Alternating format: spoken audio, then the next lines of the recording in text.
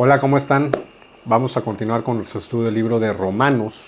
Estamos con Romanos capítulo 7 y seguimos en este tema de crecimiento espiritual. Dejamos atrás la parte donde el apóstol Pablo habla hasta el capítulo 5 de la salvación, del momento de la salvación, de la justificación, como le llama la Escritura, en donde Dios nos declara justos e inocentes ante sus ojos por medio de la fe en Jesucristo. Lo que también la Biblia llama como nacimiento espiritual, ¿no? En ese momento, cuando un cristiano se reconecta con Dios, se termina la separación con Dios y te conectas con Él, que es la fuente de vida espiritual, naces espiritualmente. Y literalmente la Biblia dice que naces espiritualmente y eres como un bebé espiritual. Puede ser que sea a los 60 años, pero tú sí eres un bebé espiritualmente hablando. Y entonces ahí viene un proceso de crecimiento espiritual, lo cual sí es un proceso. La salvación, la justificación es un momento, un punto, pero el crecimiento espiritual o santificación, como le llama también la Biblia, es un proceso que dura el resto de tu vida, en el cual Dios, por medio de su Espíritu Santo, te va renovando tu entendimiento, te va haciendo que veas las cosas más como Él las ve, ¿no? Bajo su perspectiva, su sabiduría, e inevitablemente esto va provocando un cambiar en tus acciones, en la manera, en tu carácter, en cómo te comportas, en lo que valoras, etcétera, ¿no? Te va renovando y te va haciendo más parecido a Jesús, vas creciendo espiritualmente. Y empezamos a hablar en esta nueva miniserie de crecimiento espiritual desde el capítulo 5, cuál es la dinámica del crecimiento espiritual. Es muy importante entender cuáles son las palancas, los botones que un cristiano tiene que apretar, cuál es tu parte en esto, pues, para desatar este proceso, para que Dios te transforme espiritualmente hablando, ¿no?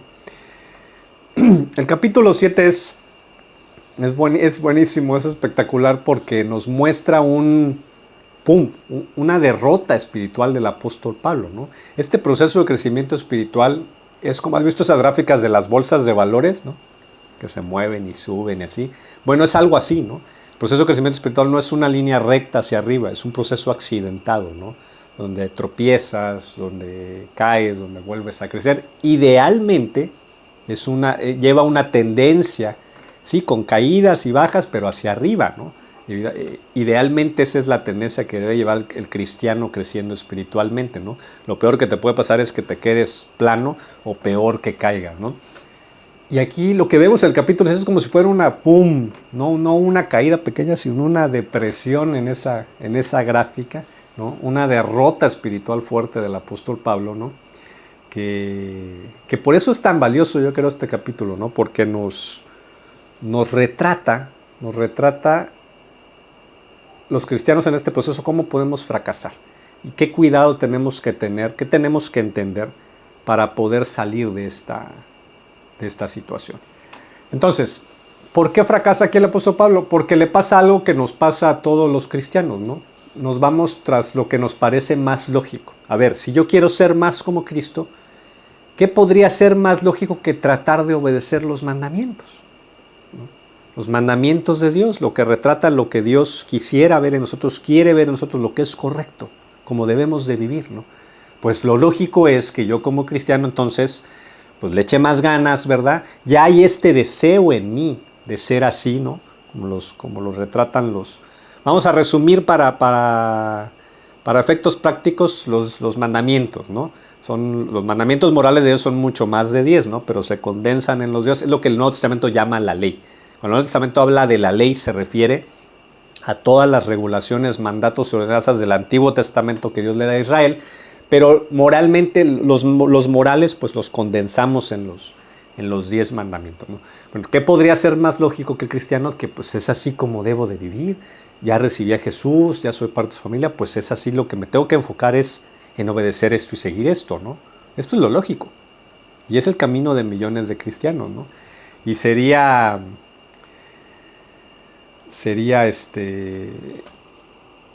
lo que nos relata aquí el apóstol Pablo sería chusco si no fuera tan delicado, ¿no? Y tan peligroso también. Vamos a ver qué le pasa al apóstol Pablo tratando de seguir agarrando como su receta, ¿no? Esta es mi receta para el crecimiento espiritual, ¿no? Como muchos cristianos lo voy a pegar en mi cuarto, en mi trabajo, en mi carro, en mi celular, porque se trata de que voy a buscar, voy a intentar, no soy un nuevo hombre y tengo que hacer tengo que vivir de manera diferente, entonces me voy a enfocar en la ley, ¿no? En los mandamientos. Y dice el apóstol relatándonos su experiencia haciendo esto, ¿no? Dice, realmente, perdón, repito, sería chusco si no fuera tan delicado el tema, ¿no? Realmente no me entiendo a mí mismo, dice el apóstol, porque quiero hacer lo que es correcto, el mandamiento, pero no lo hago. En cambio, hago lo que odio, ¿no? Entonces, aquí es a ver, yo sé que no debo de comer de más, ¿no? Pero me acabo el bote de helado. O le entro duro de esas veces que comes hasta reventar. Pues no es correcto. La Biblia dice que la gula está mal, ¿no? Pero lo hago. Yo sé que no, y esto lo digo a título personal, yo sé que no debo de sentir envidia, que está mal, que es muy feo sentir envidia. Pero cuando llega un amigo, un conocido, y me empieza a presumir sus logros, o sus posesiones, o esto, el otro, yo me empiezo a sentir incómodo, ¿no? Y me empieza una batalla mental donde digo, Señor, no, yo no quiero, por favor ayúdame, ¿no? No quiero sentir envidia, pero no puedo evitar sentir envidia. Literal como el apóstol, ¿no? Quiero hacer lo correcto, pero no lo hago. Hago lo que odio. Se supone que no debo de codiciar, no debo de desear cosas que no tengo o que no son mías, menos a una mujer, otra mujer. Y sin embargo te encuentras en esas situaciones como cristiano. La verdad es que si tú no te encuentras, pues mis felicitaciones porque superaste completamente al apóstol Pablo. Nunca pasaste por esta etapa. Yo sí puedo decir que sí batallo con esto. Literal puedo hacer mías las palabras que dice aquí el apóstol, ¿no? Quiero hacer lo correcto, quiero vivir así, pero no lo hago.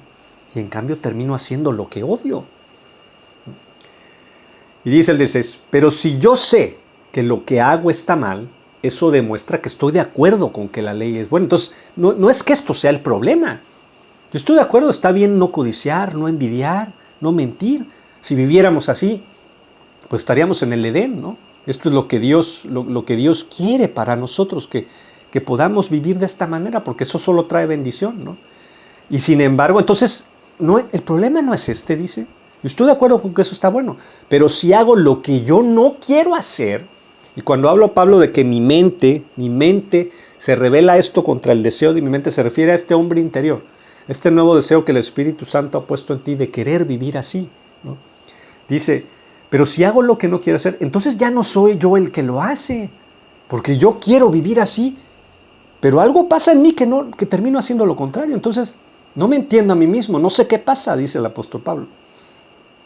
Ya no lo hago yo, lo que está mal, sino el pecado que vive en mí. Entonces hay algo en mí, bueno, aquí dice el apóstol, hay pecado que vive en mí, que es quien, si es que le llamamos casi otro yo que vive dentro de mí, que hace lo que mi otro yo, ¿no? Lo que el Espíritu quiere hacer. Y termino haciendo lo que no quiero, dice el apóstol Pablo. Así que he descubierto la siguiente ley. Fíjate, una ley, ¿sabes lo que es una ley? Una ley es algo que se cumple, ¿no? He descubierto esta ley, que cuando quiero hacer lo correcto, cuando me enfoco en querer hacer lo correcto, en seguir el mandamiento, no puedo evitar hacer lo que está mal. Es una ley, ¿eh? He encontrado esta ley, dice el apóstol Pablo, que cuando me quiero enfocar en hacer lo correcto, termino haciendo lo que no es correcto. Amo la ley de Dios con todo mi corazón, quiero ir allá, pero no puedo. Pero hay otro poder, dice. Hay otro poder. Alguien que tiene capacidad, fuerza, dentro de mí, que está en guerra con mi mente. Con mi mente se refiere a este nuevo hombre, ¿no? El espíritu, con mi mente. Y ese poder que hay dentro de mí me esclaviza al pecado. ¿No que Jesús había venido para liberarnos del pecado, para liberarnos de la esclavitud? Me esclaviza al pecado que todavía está dentro de mí. Y aquí viene el grito de desesperación, ¿no? El punto más bajo del apóstol Pablo, y que sí es un grito de desesperación, pero también, en cierto sentido, ahorita vamos a ver por qué es un grito de victoria. Dice versículo 24, miserable de mí, ¿quién me librará de este cuerpo de muerte? Realmente es un cuerpo de muerte porque me lleva a la muerte espiritual. Cuando el Pablo dice, porque hay en varios versículos del 7, y te recomiendo mucho que leas completo el capítulo 7 y lo leas detenidamente, incluso que compares diferentes versiones. de diferentes traducciones de la Biblia. En el versículo 7, en varios versículos, él dice, el pecado me mató. No es que me mató, no murió el apóstol Pablo, ¿no? Acuérdense que el concepto bíblico de muerte significa separación. Entonces, ¿qué pasa cuando un cristiano peca, sobre todo un pecado que particularmente le duele a uno, ¿no? Provoca muerte espiritual, es decir, te alejas, te separas espiritualmente de Dios, tú te separas, Dios no. Tú te separas porque entonces, ¿qué pensamos nosotros, no? Me voy a alejar un poquito porque pues, seguramente está molesto conmigo, ¿no? Por lo que acabo de hacer o de pensar o de no hacer, ¿no? Entonces le voy a dar tiempo para que se calmen las aguas, ¿no? Así es como pensamos. Entonces provoca el pecado muerte espiritual, separación espiritual. Dice, ¿quién me librará de este cuerpo de muerte? Y decía que no necesariamente es un grito de derrota, ¿no?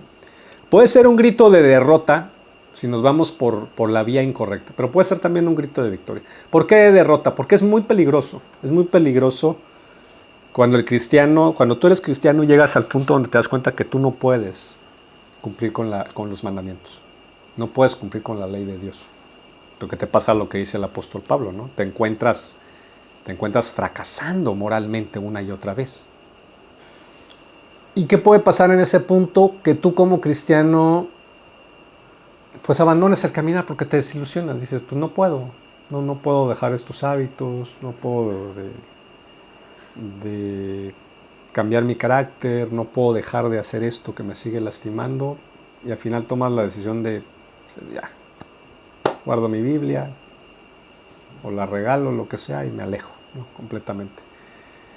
La otra alternativa, también yo diría que peor todavía, es que tú te das cuenta que entonces no puedes cumplir con esto. Quizás con algunos sí puedes, ¿no? Y lo que es peor, le empiezas a añadir unos artículos ahí a la ley de Dios, a los mandamientos, que según tú eso es lo correcto. Entonces, ¿en qué me enfoco, no? Me doy cuenta que no puedo dejar de envidiar, entonces lo borro. ¡Pum! O no me enfoco en eso. Me doy cuenta que no puedo dejar de codiciar, y entonces no me enfoco en eso. ¿Qué sí puedo hacer? Pues puedo no tomar alcohol, ¿verdad? Puedo no decir malas palabras, puedo dar mi diezmo, ¿verdad? O ir a la iglesia los domingos, y entonces me enfoco en esos mandamientos, en los que sí puedo, e ignoro los otros, ¿no? Y eso te va a convertir en un fariseo, porque el mismo Jesús dice, fariseos hipócritas, se enfocan en los detallitos, ¿no? En lo externo, e ignoran las porciones pesadas de la ley. El mostrar amor a otros, el servir a otros, el sacrificarte por otros, ¿no? Eso, el no ser egoísta, eso lo ignoran completamente y se enfocan en lo que pueden hacer. Y te vuelves un fariseo. Y es horrible porque ¿qué sucede cuando según tú sí cumples, ¿no? Porque yo sí, aquí los domingos en primera fila y esto y el otro. Al que no cumple, al que es evidente que no cumple, lo empiezas a ver hacia abajo, ¿no? Empieza a generar orgullo en ti, ¿no? Porque tú sí eres cristiano comprometido, cristiano santo, ¿no? Y empiezas a ver abajo al que no puede hacerlo, ¿no? Como literal, la parábola del fariseo y el cobrador de impuestos, ¿no? Señor, te doy gracias, que no soy como ese publicano, ese cobrador de impuestos, ¿no? Perverso. Y el otro está suplicando misericordia por su pecado, ¿no? Es literalmente la imagen, es lo que puede pasar contigo, ¿no? Si llegas a este punto de derrota como el apóstol Pablo, ¿no? O te alejas, o te vuelves peor, te vuelves un fariseo. O puede también ser un grito de victoria, porque puede ser el punto en el que te das cuenta que por tus propias fuerzas, que por tu propio esfuerzo, tú no puedes hacer nada. Y es quizás el punto donde Dios te quiere llevar para poder empezar a trabajar contigo. Me gusta mucho un relato. Hay un autor, un cristiano chino que se llama Watchman Nee, no sé si lo has visto por ahí. Y él relata que una vez en China, una sociedad campesina, muy poca gente sabía nadar. Dice que fueron a un río con unos amigos. Y que uno de ellos se metió muy hondo y se empieza a ahogar y empieza a gritar, ¿no? Y solo uno de ellos sabía nadar y era muy buen nadador, ¿no? Entonces que todos le decían, oye, métete, sálvalo, ¿no? Y dice que él agarró y se quedó ahí esperando, nada más viendo. Y relata, este autor relata Watchman y dice, híjole, yo sentí un coraje, como viendo, no puede ser tan egoísta esta persona, ¿no? Que está viendo que está salvando y nadie puede hacer nada más que él. Y dice que cuando ya el otro amigo, o sea, prácticamente se empieza a hundir y ya se ve que la mano ya empieza a entrar al agua, que él agarró y se metió al agua, ¡pum!, y lo sacó y lo rescató. Y que ya después le dije, oye, ¿qué hiciste? O sea, ¿por qué esperarte? ¿Por qué la agonía de dejar, de esperar y no meterte inmediatamente al agua? Y le dice, si yo hubiera metido al agua mientras él estaba intentando salvarse, nos hubiera hundido a los dos. Entonces yo tenía que dejar que él prácticamente llegara al punto de quedarse sin fuerzas para yo poder rescatarlo. Y no sé qué es, misionero, pastor chino, lo usa para ejemplificar este punto que te estoy diciendo, que Dios al cristiano nos tiene que permitir que lleguemos a un punto donde la confianza en tus propias fuerzas, en tu propio esfuerzo, en tu propia fortaleza moral o tu propia santidad se extinga y se acabe para poder ayudarte, para poder rescatarte, y entonces que dejes de confiar en ti y empieces a confiar en Él y poner todo el foco en Él y entender que toda la fuerza está en Él y que es Él el que te va a transformar y no tú mismo por tus propios esfuerzos, ¿no? Entonces puede ser un grito de victoria, ¿no? Si tú estás ahí y si tú dices, soy de lo peor porque otra vez hago esto, porque no salgo esto, bueno, tal vez estás en el punto donde Dios puede empezar a trabajar contigo, ¿no? Ahora, lo que hay que entender es qué sucede, hay que entender bien qué está pasando aquí en el apóstol para que entendamos cuál es entonces el mecanismo por medio del cual yo voy a salir de esta situación, ¿no? Tenemos que entender que hay algo que está mal en este método, ¿no? En el método que está tomando el apóstol Pablo de tratar de cumplir el mandamiento, que es el de millones de cristianos, y es el que se receta en la mayoría de las iglesias cristianas, ¿eh? Aquí tienes tu lista de mandatos, órale, fájese los cinturones y a cumplir, ¿no? ¿Cómo es? La bendición viene por la obediencia, ¿no? Entonces, ¿por qué no funciona? El problema no es con la ley. Lo dice una y otra vez el apóstol Pablo en el capítulo 7. Dice en el versículo 7, 12 y 13, dice, ¿acaso sugiero que la ley de Dios es pecaminosa? De ninguna manera. Fue la ley la que me mostró mi pecado. Yo no hubiera sabido lo que es la codicia si la ley no dijera no codicies. Estábamos a ese punto, ¿no? Dice la ley es santa y sus mandatos son santos, rectos y buenos, dice el apóstol, ¿no? ¿Acaso la ley que es buena provocó mi muerte espiritual? Claro que no, sino que el pecado usó lo que era bueno a fin de lograr mi condena de muerte. Entonces, no es que el problema esté con la ley, por supuesto que no. Esto viene de Dios, ¿no? Hay algo en mí, llama Pablo esta naturaleza en carne, este pecado que mora en mí. Hay algo en mí que cuando yo le traigo el mandamiento, cuando yo me enfoco en el mandamiento según yo para crecer, para hacer lo que es bueno, ¡pum!, hace cortocircuito. Y termino justamente donde no quiero terminar. Al contrario, pasa lo contrario. Dice aquí, el pecado usó a la ley, al mandamiento, para condenarme. Por eso podemos ver qué tan terrible es el pecado. Se vale de los buenos mandatos de Dios para lograr sus propios fines malvados, dice aquí. Entonces, aquí hay algo que estoy haciendo mal si yo creo que esto me va a servir, que esto es mi receta que yo debo de seguir como cristiano. No funciona así, no está funcionando. Primero, tenemos que entender, bueno, ¿para qué es la ley entonces? La Escritura claramente nos dice para qué Dios nos dio los mandamientos y la ley. Primera, la ley se nos dio para que entendamos lo que es pecado, lo que está bien y lo que está mal. Aunque pueda parecer redundante, los seres humanos tenemos nuestra conciencia, sí nos da una indicación de lo que es bueno y es malo, pero podemos dormir nuestra conciencia o la podemos pervertir. Entonces, sí es una brújula que Dios pone en nosotros, pero no es perfecta.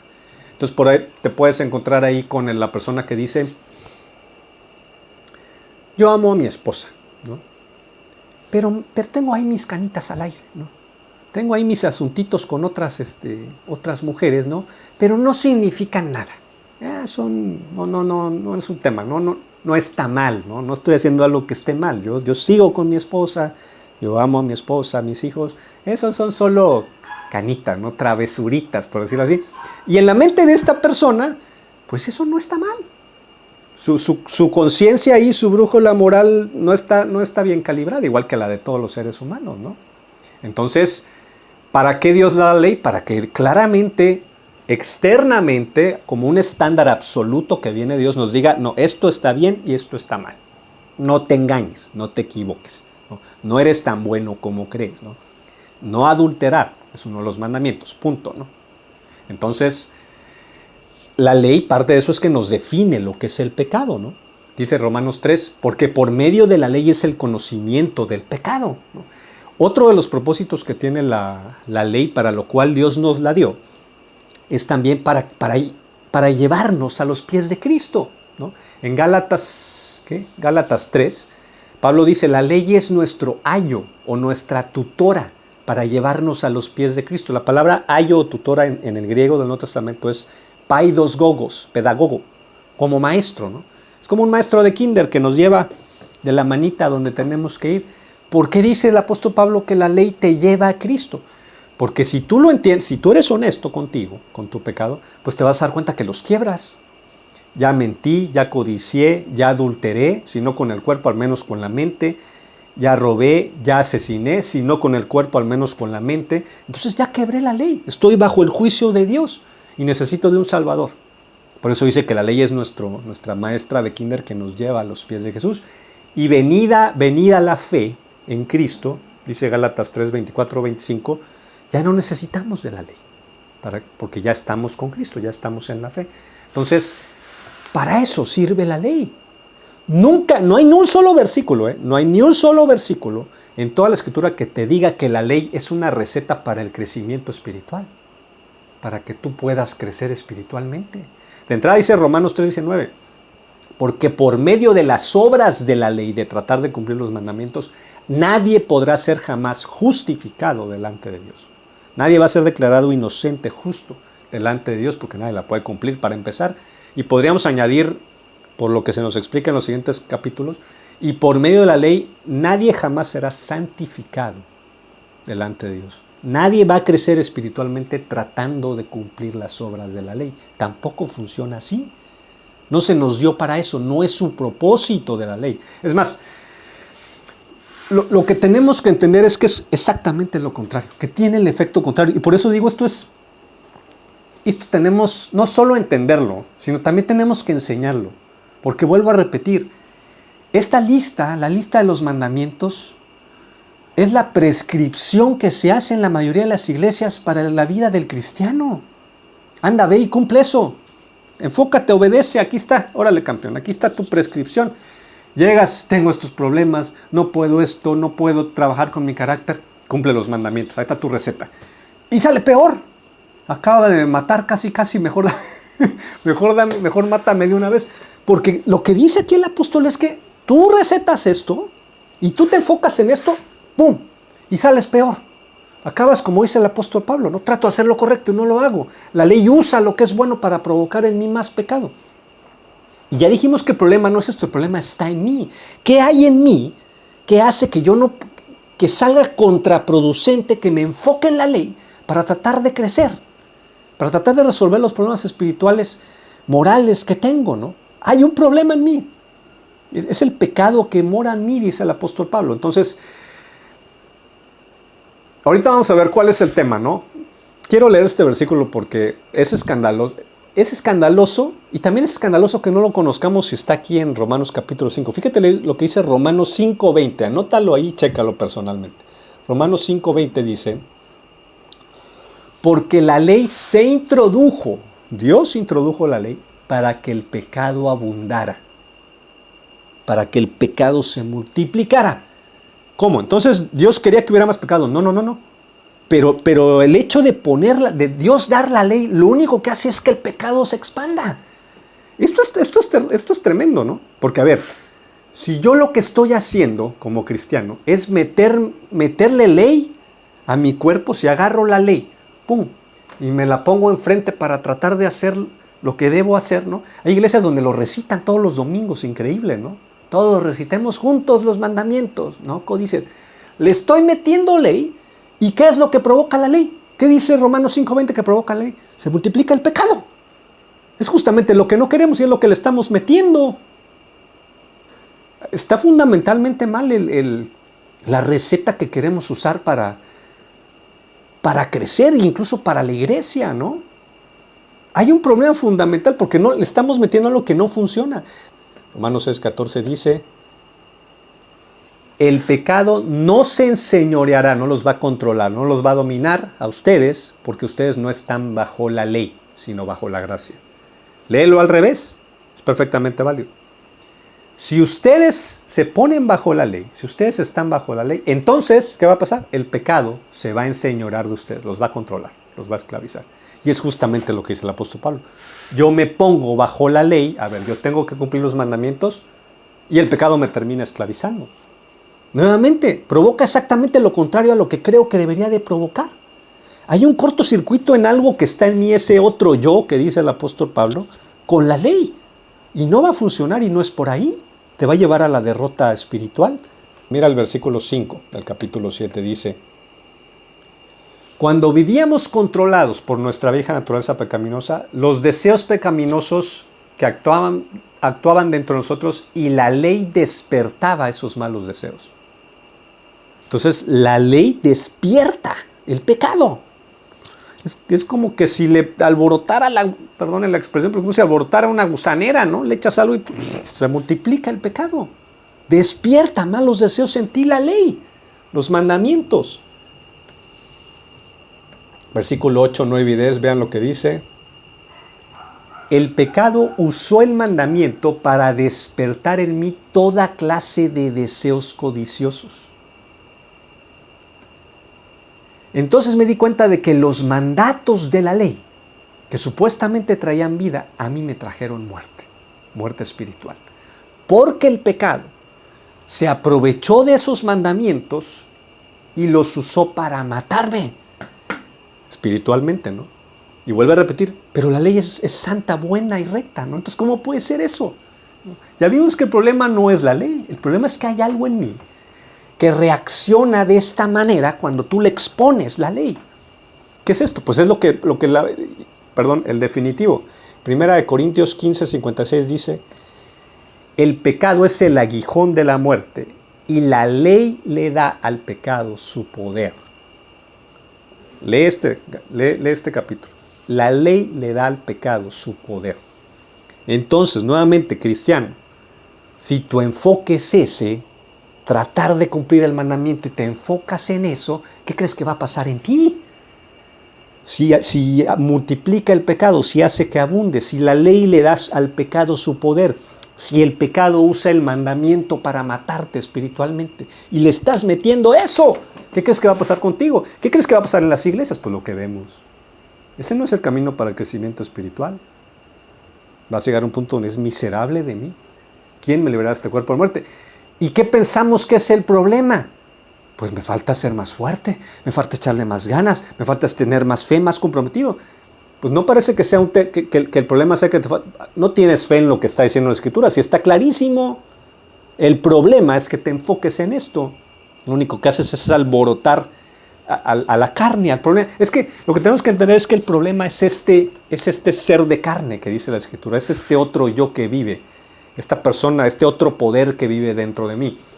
Si recuerdas en el capítulo pasado que estudiamos, decíamos que la naturaleza pecaminosa que heredamos de Adán, este otro ser, ¿sí?, que vive dentro de nosotros, es un ser ya caído. Estamos quebrados y estamos proclives al pecado completamente. Y esta naturaleza es rebelde a Dios completamente. Es contraria a todos los deseos de Dios, ¿no? Busca la autonomía, no quiere a Dios en su vida, no quiere saber de Dios, se esconde de Dios. Desde Adán lo vemos, ¿no? Ellos se esconden ya de Dios cuando caen, ¿no? Lo quieren lejos, ¿no? Es alérgica a Dios. Bueno, odia a Dios, este otro yo, este otro poder. Porque seguimos en carne, este otro poder odia a Dios y es alérgico a Él. Y odia su ley, odia la autoridad de Dios. Este otro yo mataría a Dios si pudiera matarlo, que tenemos en la carne. Bueno, no hicimos eso con Jesús. Cuando Dios caminó entre nosotros, ¿qué hicimos? ¿No lo colgamos? Lo colgó este ser interior que tenemos. ese ser que odia a Dios y es alérgico a Dios, esta carne en la que estamos, ¿no? No fueron solo los líderes religiosos judíos, fue el ser humano, ¿no? El ser humano caído. Es completamente contraria a Dios, no lo tolera. Entonces se rebela contra Dios y contra todo lo que sea que huela a Dios o que venga de Dios, como el mandamiento, ¿no? Tú le expones el mandamiento, pum, y se rebela, ¿no? Es más, ni siquiera tiene que venir de Dios para que veas que esta naturaleza hace exactamente lo contrario ante la ley. Tú dile a una persona, te voy a contar algo, pero no se lo puedes decir a nadie, ¿eh? A nadie. ¿Qué es lo primero que haces? Voy a dejar esta cajita aquí. Hay algo adentro, pero no pueden abrir la tapita, ¿eh? Ni se les ocurre abrir la tapita. ¿Qué hace ¿Cuál es el impulso natural del ser humano ante un principio, una ley, un mandato? Es rebelarse. Porque este poder, esta carne en la que estamos, es rebelde a toda autoridad, principalmente a la de Dios. Pueden comer de todos los frutos que hay aquí. Todos los frutos, los que quieran. Está padrísimo aquí, todos pueden comer. Solo de ese no coman. De ese no coman. Primer mandamiento que Dios da. ¿Qué pasa? Y mira que Adán y Eva no estaban en esta naturaleza pecaminosa, no habían caído todavía. Y aún así se rebeló contra el mandamiento. Y el pecado, Satanás, usó el mandamiento para traer en mí la muerte, es lo que está diciendo. Es el reflejo de la escena de Edén que pasa en la vida del cristiano. Tú traes el mandamiento de Dios, la ley de Dios, un decreto, un mandato. ¿Y qué hace el pecado? Este otro poder que está dentro de mí, usa eso para que te rebeles ante este Dios y hagas exactamente lo que no quiero. Porque no hago lo que quiero, sino lo que no quiero, eso hago, dice el apóstol Pablo. Y esta es la experiencia del cristiano cuando se enfoca en la ley. Que hay algo profundamente que se revela inmediatamente ante el mandamiento. Entonces, fíjate el tema, ¿no? Te estás metiendo justamente lo que te hace daño cuando te enfocas en la ley. Y eso lo prescriben pastores en las iglesias. Esa es la receta para el desastre. Para el fariseísmo, ¿cuántas iglesias están llenas de fariseos cristianos? Que empezaron queriendo caminar con Dios y se convirtieron en fariseos porque están metiéndole lo que no le tienen que meter, ¿no? Si esto es lo que hace que se multiplique el pecado, que se dispare, que se revele, y es lo que le estoy metiendo, y es en lo que me estoy enfocando. Cuerpo de muerte. Eso nos va a llevar completamente a la derrota espiritual, ¿no? Me acuerdo mucho de un alumno en la prepa. Surge el debate, surge ahí la plática con los alumnos del tema de Dios y la evidencia de este Dios, y yo argumento a favor de la existencia de Dios con pura lógica, ¿no? Y ya me quedo con él, muy inteligente el muchacho, y me dice, y le digo al final, bueno, tú, ¿por qué? A ver, pero entonces, ¿por qué sigues necio con esto, no? ¿No es muy claro el argumento? Me dice, sí, profe, ya medio molesto, ¿no? Pero yo no puedo aceptar la idea de que yo no sea el arquitecto de mi propio destino. Yo no puedo tolerar que alguien me diga cómo tengo que vivir. Fíjate y es una respuesta de antología que refleja al ser humano caído. Es la rebelión fundamental ante la autoridad de Dios. Rebeldes caídos por naturaleza, ¿no? No es la lógica, no es la evidencia, es yo no quiero obedecer, yo no quiero que alguien me diga cómo tengo que vivir. No necesito a este Dios en mi vida y lo quiero lo más lejos posible.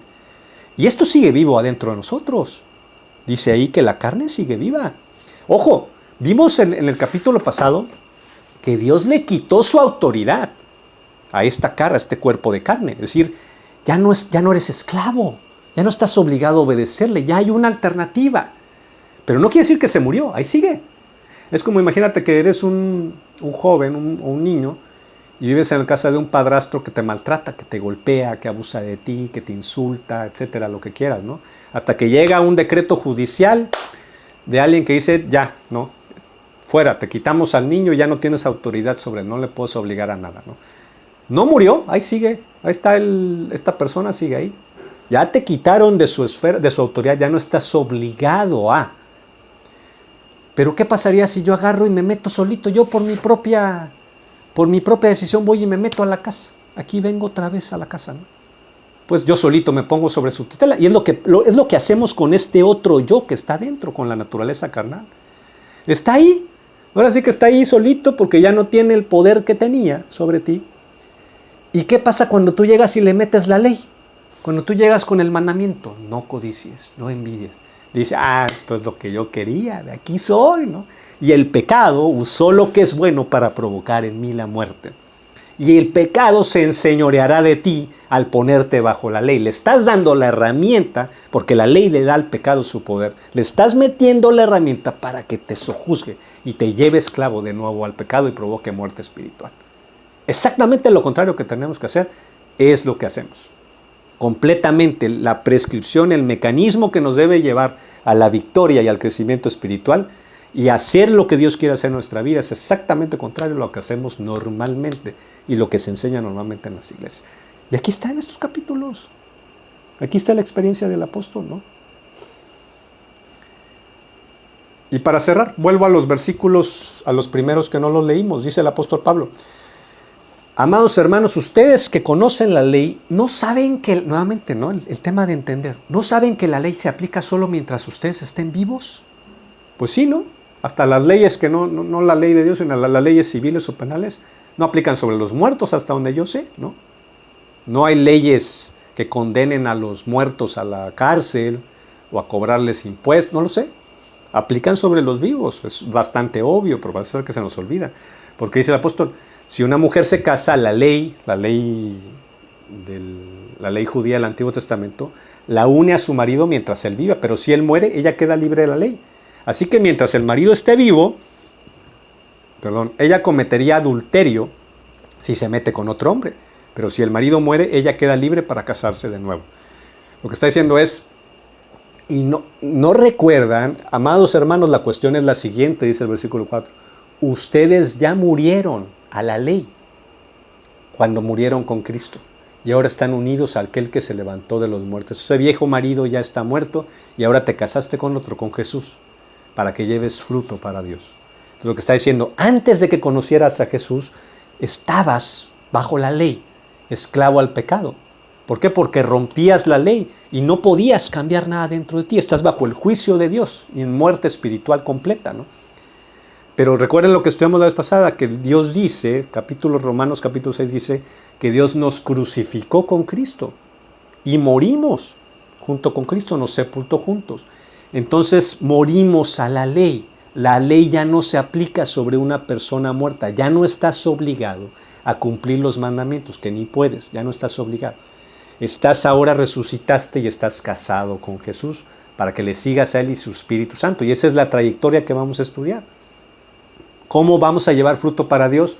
Por la vía del Espíritu, por la guía del Espíritu, no la guía, dice Romanos también capítulo 7, para que sirvamos bajo el régimen nuevo del Espíritu y no bajo el régimen viejo de la letra escrita, de la ley moral. Romanos capítulo 7, Romanos versículos 7, 6. Entonces, es otra trayectoria diferente. Estamos errando completamente si nuestro foco es esto. Si nuestro foco es el mandamiento y vamos a fracasar completamente. Tú podrás decir, bueno, entonces, ¿qué pasa con la ley? O sea, entonces ¿qué? ¿Esto lo agarramos y le tiramos a la basura? No, ya dijimos que el problema es que te enfoques en la ley. En la medida que tú te enfoques en esto y que tu foco sea, voy a cumplir esto, porque eso es lo que debo hacer, vas a fracasar. Vas a alborotar al pecado nada más, ¿no? Lo que sucede es que cuando usamos la alternativa correcta, la senda correcta de caminar bajo el Espíritu, que lo vamos a ver con más detalle, bajo la guía del Espíritu, Dios va a hacer que la ley se cumpla en ti, usando el método que Él prescribe. En lugar de seguir bajo el viejo régimen de la letra, hay que ir bajo el nuevo régimen del Espíritu, bajo la guía del Espíritu, no la guía de la ley. Y entonces, eventualmente, poco a poco, Dios va a hacer que la ley se cumpla en ti. Él va a hacer, cuando sigas a su Espíritu Santo, va a hacer que la ley se vaya cumpliendo en ti. Ya dijimos que no es que esto esté mal. Está mal el que tú te quieras por tu propio esfuerzo, y ahí está el problema y el meollo del asunto. Por mi propio esfuerzo, por mi propio mérito, yo voy a cumplir. No, ese es el tema. Así no veniste a Cristo. Veniste a Cristo porque Él te salvó, por lo que Él hizo, no por tu esfuerzo. Y es lo mismo para el crecimiento espiritual. No lo vas a hacer por tu propio esfuerzo y tu propia fuerza, fortaleza moral. Lo vas a hacer porque Él lo va a hacer. Porque Él te va a guiar y Él te va a dar los recursos y la fuerza por medio de su Espíritu Santo, ¿sí?, para santificarte. Se inicia por el Espíritu y se acaba por el Espíritu. Nunca inicias por la ley y acabas por la ley. Eso no va a funcionar jamás. Pero vamos a ver cómo funciona caminar bajo el Espíritu. Vamos a dejarla hasta ahí. Suscríbanse al canal para que sigan recibiendo los videos y compartan el mensaje. Que Dios les bendiga.